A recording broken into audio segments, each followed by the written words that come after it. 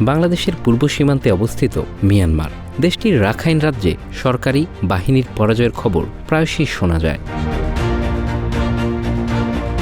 শুধু তাই না, আরাকান আর্মি বাংলাদেশের সীমান্তবর্তী টেকনাফ নদীতে উদ্বেগের কারণ হয়ে দাঁড়িয়েছে। বাংলাদেশি জেলেদের মাছ ধরার ট্রলারে হামলা ও তাদের অপহরণেরও ঘটনা ঘটছে।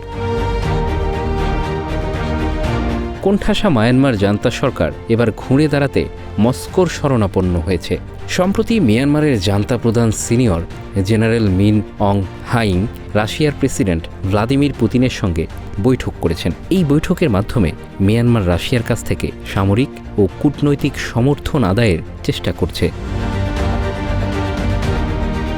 মস্কোতে যাওয়ার আগে জান্তা প্রধান পুতিনকে 6টি জ্যান্ত হস্তি উপহার দিয়েছেন। অন্যদিকে রাশিয়া সরবরাহ করেছে তাদের তৈরি 6টি যুদ্ধ বিমান, যা ইতিমধ্যে মিয়ানমারে পৌঁছে গেছে এবং বিদ্রোহী দমনে ব্যবহারের জন্য প্রস্তুত করছে জান্তা বাহিনী। কেবল যুদ্ধ বিমান না, এই সফরে পুতিন মিয়ানমারে একটি পারমাণবিক বিদ্যুৎ কেন্দ্র নির্মাণেও এগিয়ে এসেছেন, যা জান্তা সরকারের ক্ষমতা বাড়াতে ভূমিকা রাখবে বলে মনে করেন বিশেষজ্ঞরা।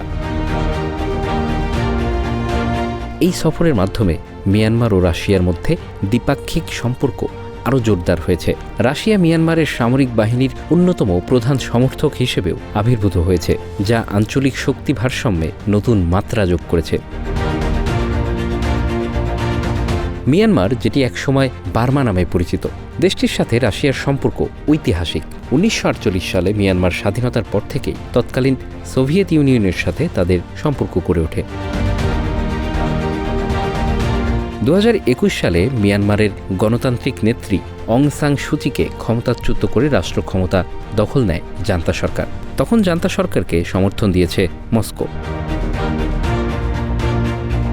দুই দেশের মধ্যে বাণিজ্য ও বিনিয়োগের পরিমাণ তুলনামূলকভাবে কম, তবে সাম্প্রতিক বছরগুলোতে সহযোগিতা বাড়ানোর চেষ্টা চলছে।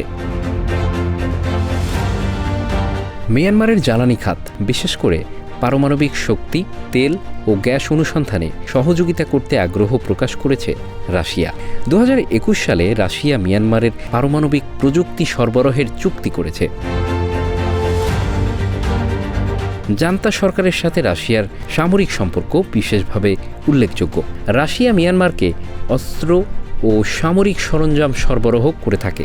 দুই দেশ নিয়মিত সামরিক প্রশিক্ষণ ও যৌথ মহড়ায় অংশ নেয়। 2021 সালে মিয়ানমারের জান্তা সরকার রাশিয়ার কাছ থেকে অস্ত্র ও সামরিক সহায়তা পেয়েছে বলেও জানা গেছে। আন্তর্জাতিক ফোরামে মস্কো মিয়ানমারের প্রতি সমর্থন দেখিয়েছে। বিশেষ করে মিয়ানমারের মানবাধিকার লঙ্ঘন ও রাজনৈতিক সংকটের বিষয়ে রাশিয়া জাতিসংঘে মিয়ানমারের পক্ষে ভোট দিয়েছে।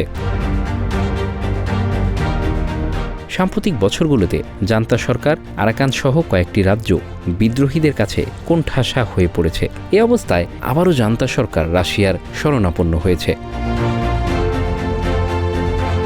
ইতিপূর্বে মিয়ানমার রাশিয়া থেকে সুখোই Su-30AC যুদ্ধবিমান, MiG-29 যুদ্ধবিমান এবং মিলমি-17 ও Mi-35 হেলিকপ্টার ক্রয় করেছে। সে তালিকায় যুক্ত করা হয়েছে নতুন আরও 6টি অত্যাধুনিক যুদ্ধবিমান, যা বিদ্রোহীদের দমনে ব্যবহার করা হবে বলে মনে করছেন বিশেষজ্ঞরা। Bangla affairs news desk.